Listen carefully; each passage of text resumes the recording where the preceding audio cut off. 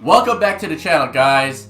It's your boy SE1777 Breaks, and we have another breaker with us, and I love supporting our break community. I got my boy RD Cards in the house. Say what's up, RD. Hello, everybody. How are you? Oh, good man. to be here. Thanks for putting these together, man. This is good stuff. I appreciate it. Oh no, I appreciate you, and like I said, the whole purpose of this thing is just to spread love around. You know, talk about what other people are breaking. It's all one community. It's all one love. You know, we could be breaking other different products, and if I don't break something, you know, I want to be able to give them to somebody else. You know, there's more collectors, enough collectors around that we could continue to support one another. But so I'm gonna have a little. I'm gonna play your break here in the background here, and Tell me a little bit about yourself. Are you a collector? Yeah, I'm 42, so I'm a little bit older than most of the folks that I break with and that I deal with. So, you know, I did collecting back when, you know, I thought it was going to put me through college, and, you know, my Ken Griffey Jr.'s and my Frank Thomases and, you know, all that stuff. And when the pandemic hit, I was showing my kid, and so I've got a daughter, she's 9.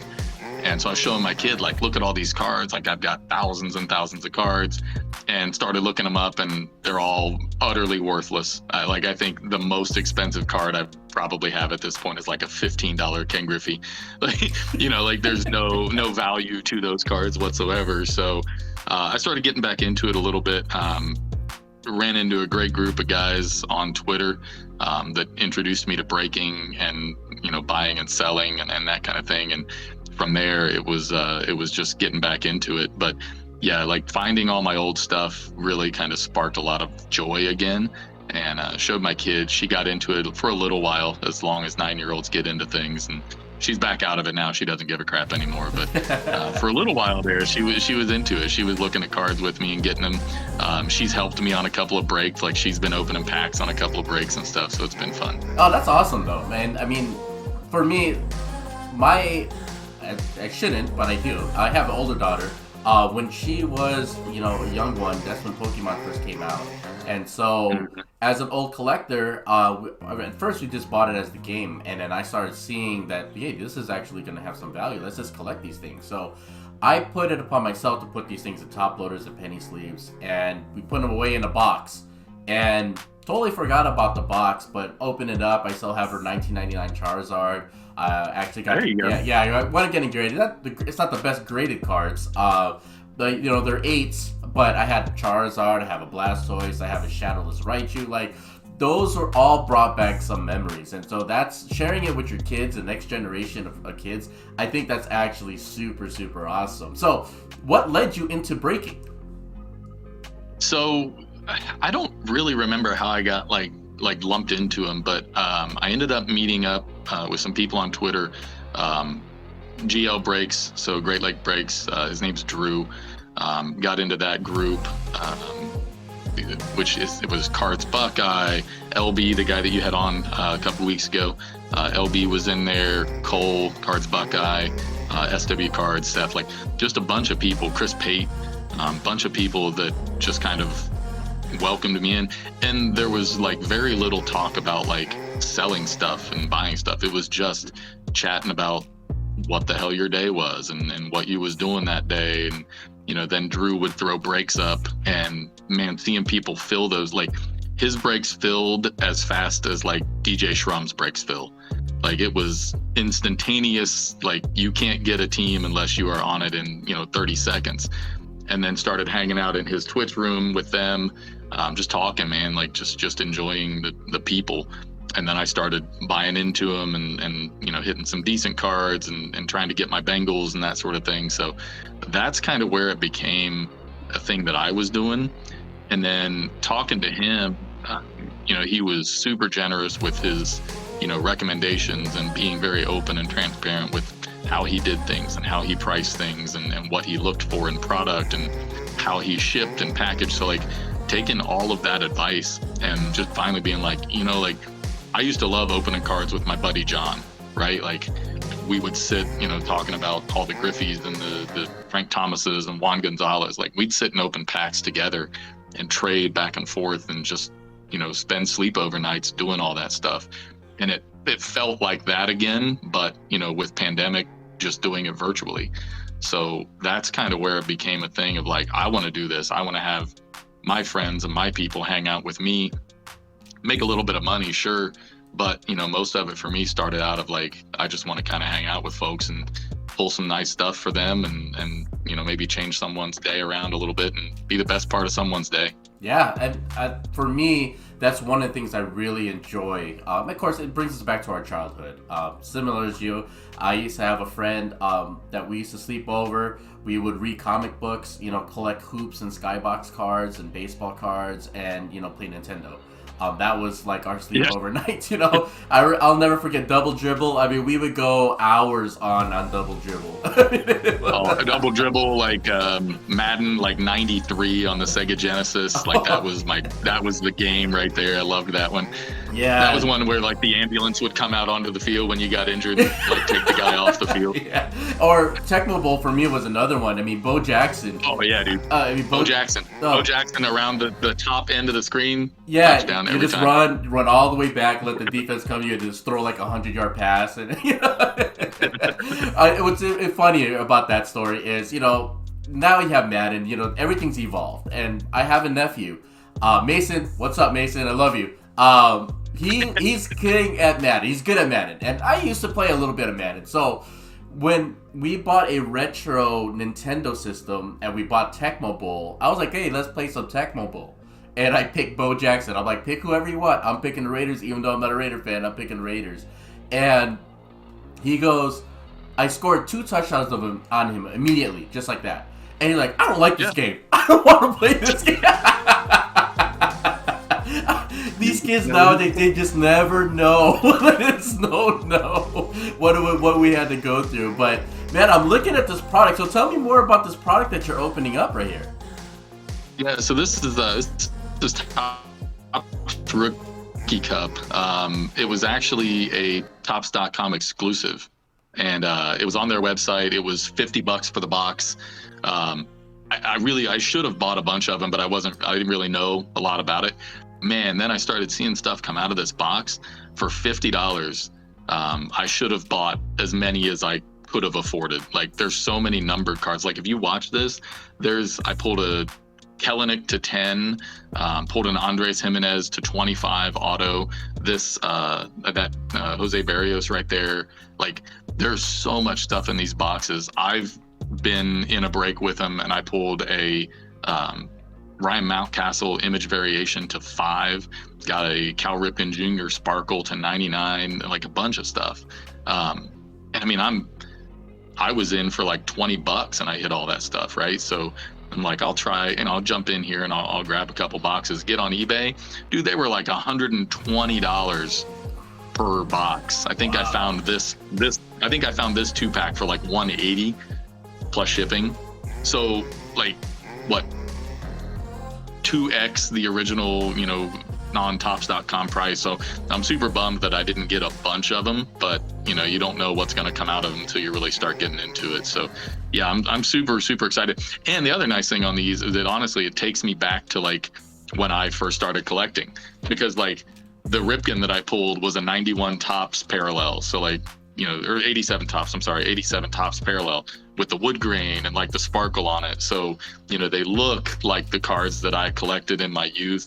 And they're really fun to open. So if you can find these, like, jump on them, get them. If you can find them for less than $100 for a box, I think you're doing good as far as pricing goes.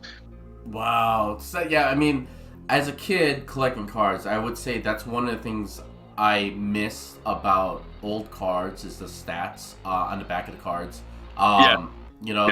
Like for instance, I have this is an older one. Or this is one of the short prints, which is pretty cool. I have this Tim Anderson, the Field of Dreams card. The Field of Dreams card. Yeah, the Field of Dreams card, and they have the stats on the back, and not many cards had that. Continue to keep that, especially Panini. Panini is the worst at keeping any kind of stats on the card. But that's the packs, the sticks of gum in the packs, like those. One of the breakers that I just watched this video in our Facebook group last year. we did an old school way back Wednesday break, and we were pulling old packs, and one of the packs was Topps pack with gum in it. And we challenged him to. He challenged us. He goes, if you send that to me top loaded, he goes, I'll take it out the top loader and eat it. And we're like, no. So we mailed it to him. And now he's dead. He ate it, and we were just like, oh man. It was like when he put it in his mouth, it was like a chip. It crunched right away. I'm like, oh. Just dust. But yeah, it's one of those things that's what's so cool about the hobby for me is, it brings back, now that we're older, it brings back the joys of us as a kid. It takes out all the, the crazy part of life the way it is now, and just takes us back into like, man, I remember how fun this actually was. So on that note, what kind of collector are you now? Are you a guy that collects and PCs a lot of stuff? Are you more of a guy that kind of buys, and then if you don't like it, you only keep your PC stuff and then you get rid of the rest? Like, what's your style of collecting? Yeah, that's kind of it. Like, but see, my problem is I'm a Bengals guy. So me buying my PC is like financing a freaking car. Like, it's really hard. So, like, it's hard, man. Like, last trying 2 to years, get the Bengals in a break. Like trying to get Bengals in breaks. Not only committing myself to spending that money, but like everybody else is also trying to get Bengals. So like I've been beaten so many times by J-Mart and by LB Fight and by like all these people that are huge Bengals collectors on Twitter. Like, they beat me constantly to breaks. So it's hard, but I've gotten extremely lucky. I've gotten very fortunate to get some stuff, and like I have sort of collector like PCs that I do. Like, I'm sort of a collector of Rondale Moore. So I've got this out of 10 auto nice. For Mosaic, for Rondale, and then I randomly hit this ETN auto, but like, it just depends on what it is. Like, if it's cool and it's a player that I like and a player I think has value, like, I'll hang on to it. Like, I'm gonna hang on to that Moore. I'm gonna hang on to that ETN for a while. But like, the big ones. The Burrows, Jamar Chase, like, I've got my whole thing over there that I could show you, but yeah. Oh no, that's cool. So it looks like baseball and football are primarily the stuff you're into. It's like 95% football. I have like some baseball stuff if I find something that catches my interest. Like, I just bought a Joey Votto, one of the team patch cards from Topps this year. I think it's numbered to like 25. It's over there somewhere. But it just depends. Like, I love the Reds. I'm never going to spend a dime on them again while Bob Castellini owns the team. But I love the Reds. Like, that dude, the fire dude sale can jump off a building. Like, he sucks. That fire sale that's happening right now. I mean, on that note, do you think Votto's staying? I hope not. Yeah. I hope not. Like, let him go, man. Like, you're wasting. So I kind of feel about him the way I felt about the Bengals like 4 or 5 years ago, right? Like, Mike Brown and Marvin Lewis wasted multiple Hall of Famer careers, right? They wasted AJ Green, they wasted Andrew Whitworth, they wasted Geno Atkins. So for me, like, I love those players and I love the things. Like, I've got 1, 2, 3, 4, 5, 6 Geno Atkins autographs sitting over there right now. Like, I love Geno. He's probably my favorite Bengal ever, of my lifetime. And the fact that he had no success on this team, like, I laid at their feet. Like, that should be a Hall of Fame defensive lineman, and they just utterly wasted him. They wasted AJ Green, they wasted Geno, they wasted Whitworth. So now, like, we're coming back, right? Like, we're doing really well. But so I kind of feel about the Reds now the way that I felt about the Bengals 3, 4, 5 years ago. Like, they've wasted Joey Votto. They've done so wrong by so many great players that come through that organization.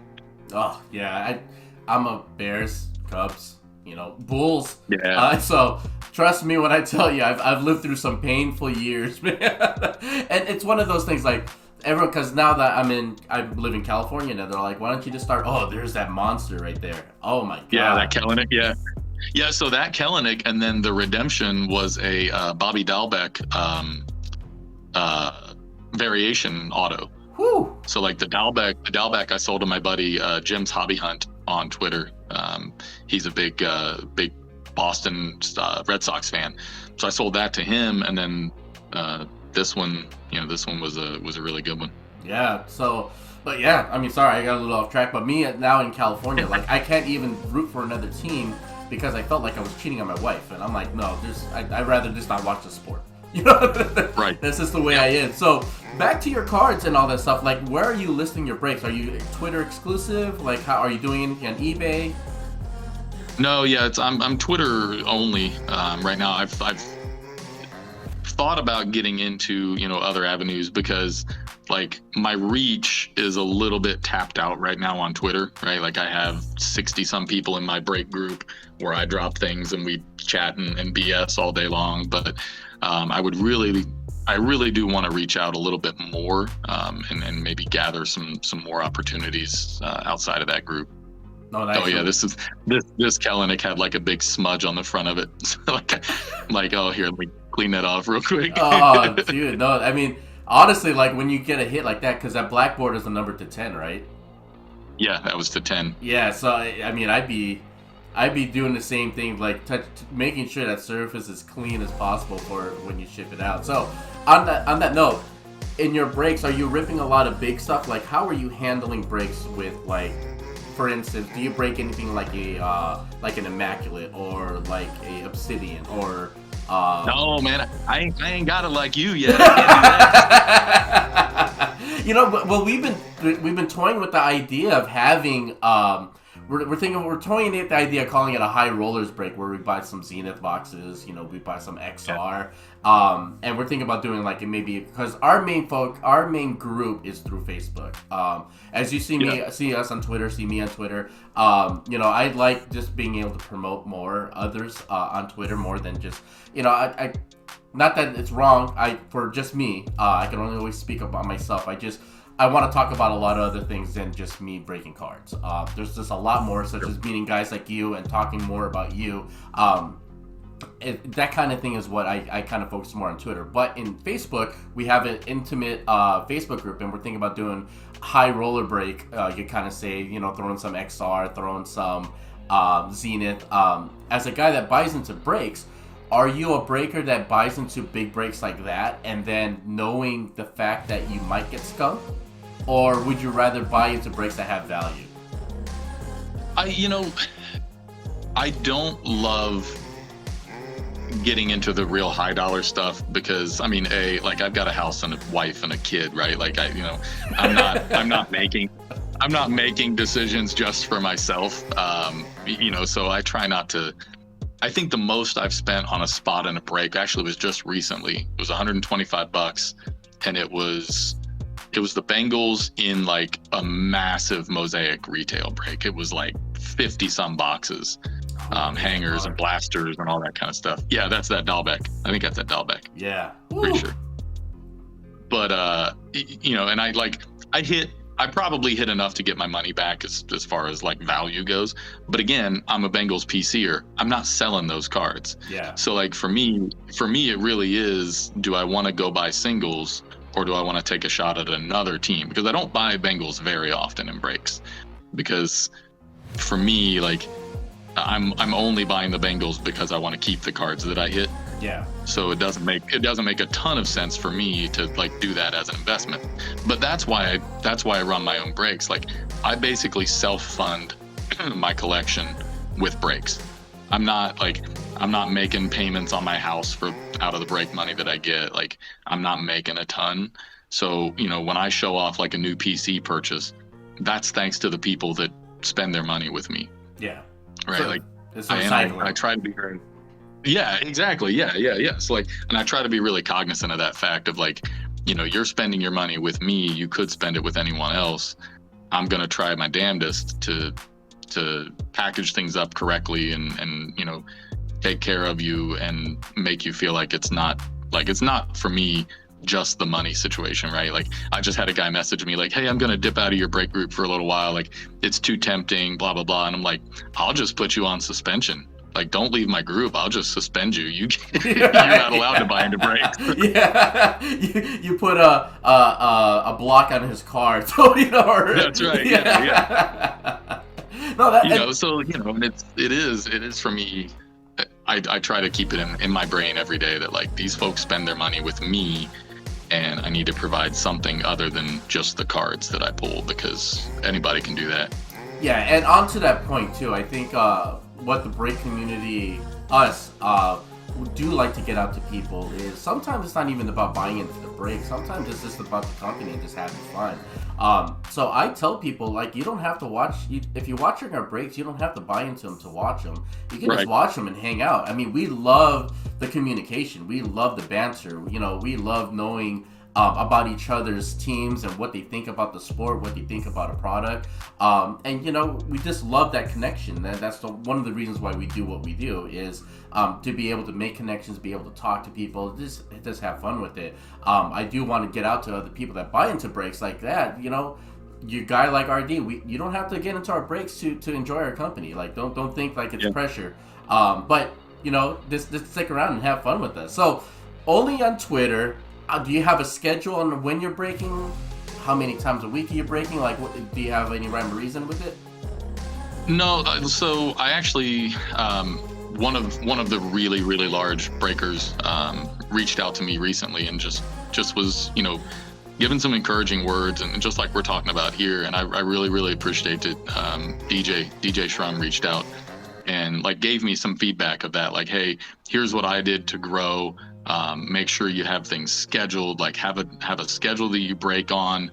You'll have people messaging you the day of asking what's going on that day, right? Mm-hmm. So, for him to take time out of what he's doing and just reach out to me, man, like that's elite. That I really, really appreciate that. So I am going to start doing schedules, and say like, hey, this week, this is coming up this day.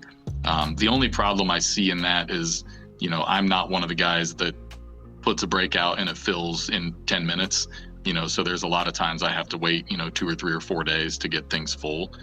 So I'm trying to figure out, the best route to go with that is figure out how to work it of, all right, I'm going to have this break on Friday or Tuesday or Wednesday or whatever, but I got to get it filled before then. So, if I can make that connection, if I can connect those dots, then I think it'll be a little bit better for me.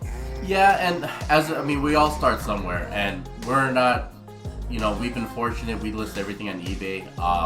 eBay does take, a fee, but it kind of that exposure on eBay. Cool parts about eBay is, you have the reach. You have the protection, you have the automatic tracking when you buy a product, and we ship it right then there. So, and it holds us to a standard. Like for us, for instance, for us to have the what is it called, the favorite seller, I can't even, top rated seller. Oh yeah. You have to be able to ship in 24 hours, and so we make it a key to ship everything in 24 hours. All your comments, like, we get rid of anything. We don't hold on to anyone's cards. So right. I hate holding on to people's product. I mean, it's your property, not mine. I want to get it out of my hands. So, but the cool part about eBay is that it holds us to that standard. Of course, the down part about eBay is you do get those ghosters that bid on a team, they bid it up, and they don't pay. And we have to get the show started and running. And unfortunately, a lot, not so much now, but a lot of times, we're waiting, 10, 15 minutes after the break started, and we're like, okay, time's up. We gotta sell the team, and then we unfortunately get negative feedback for doing that, and so those are the kind of things about eBay that kind of suck. But overall, it's one of the greater, lesser, or should I say, the lesser two evils for us. Do I want to pay eBay a fee? No, but you got to use the marketplace. you got to take it for what it is. And I appreciate everything that eBay does. But yeah, I mean, if you ever need any help about any kind of advice or whatever, always don't hesitate to reach out to any of us. But I do want to talk about one more point on Twitter. For anybody that is on Twitter, RD created, I think you were the first one for me to do that. There's a hashtag that's going around when you're selling breaks on Twitter, right? Oh, yeah. Yeah, so... Yeah. You want to talk more about that? I was in the bathroom using the restroom, and I'm sitting there and I'm like, man, like I really wish I could fill this break. I don't even know what one I had going on. I said, man, I need help filling this break. And it was like, oh, fill this break. Oh, I could use a hashtag. I could probably call that hashtag fill this break. And then I posted it to my group, and everybody's like, bro, that's outstanding, do it. So Broward Breakers created the handle, the @FillThisBreak Twitter handle, and then we just used the tag. We just used the hashtag, and so far I've had a lot of success with it. Anytime I see someone trying to fill one just throughout my timeline, I've comment like, hey, make sure you use @FillThisBreak, @FillThisBreak, and he set up an auto retweet. So every time somebody tweets him, it auto retweets it for them. Oh, nice. So like I mean, I don't know why we all didn't think of this before, and I don't know why I don't know where it came from. But I feel like if we can get everyone who's trying to fill stuff using that could be really powerful. Yeah, and that's what the whole community thing is that it's a marketplace. So if you don't want to shop at my store, shop at my buddy's store. I mean, as long as you're shopping, that makes everybody happy. Anybody that's watching this video and you are a breaker, make sure you go ahead and tag hashtag #FillThisBreak @FillThisBreak to get your breaks retweeted. But this coming to the end of the video, it looks like it's starting to replay itself. Do you have any parting words that you want to share with anybody right now, RD? No, hey man, just come hang out. Like I said, I don't care if you're buying in, or like you said, like if you're not buying into a break, it doesn't matter. I've sat through so many breaks where I had no skin in the game, and just, like I said, my buddies and I used to sit on the kitchen table or sit at the kitchen table and just open packs. It's the same thing. It's exactly the same. Sit around the table, open packs, see what comes out, congratulate the guy who's hitting. And I do a lot of things in my breaks of like, hey, I'll random off a $10 break credit or random off a $25 break credit. Like the one that I'm filling right now, it's 2 boxes of limited with a draft your team and a random team after that. Like one of my buddies, Jeff, won a $25 break credit last time. So he's into this for half price, basically. Nice. So we try to do a little bit of that. It eats into the money a little bit, and I don't price up to make up that difference. Like I just feel like that's something to give back. And I'm super, super happy that he won it. He's one of my, like, he jumps into damn near everything I do. Him and Craig, CP Boogren, they jump into almost everything I do, and I can't tell you how much I appreciate them. And the fact that he's the one that won it is awesome. The other guy that just won something, that hit something really big in my last one, I did a Mosaic retail break. Carl at Carl's, or Curve Sales, I think is his he sold me at retail a bunch of Mosaic boxes. So then I do a break, he gets in, he hits a Storm Chaser DK Metcalf. I'm like, that's perfect. Like, that's perfect. Like, not only did you sell me the cards, you hooked me up at retail, and then you hit the best card of the whole break. Like that was amazing. That's good karma. That's kind of what. Yeah, exactly, right. Good karma. Yeah, if you're not spending money, I don't care. Like, come on in and hang out. Tell me who you PC, and if it's the Jets, we'll probably talk crap about you like we do without her. That's awesome, man. Well, I appreciate the time you taken out of your day to do this video with me. And like I said, it's all love. As a break community, we love supporting one another, and I love being able to communicate and talk with other breakers. If you have any questions, like I said, feel free to break us out. We're not professionals. I may have a question for you, and we just keep it pushing and keep it grinding and keep it positive.